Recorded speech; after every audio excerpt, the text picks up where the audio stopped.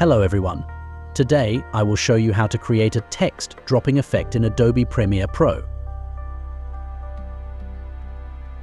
First, select the Type tool from the toolbar and click on the program monitor to type your text.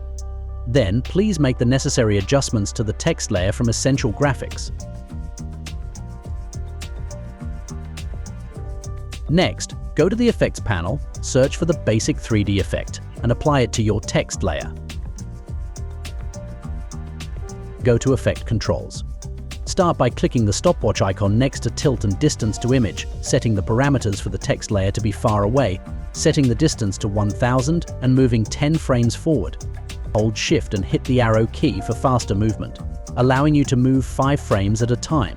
Change the distance to image 100 less every 10 frames. Also, change the tilt between 0 and 180 to 360 degrees every 10 frames to rotate the text. Repeat the steps until you have reached the end.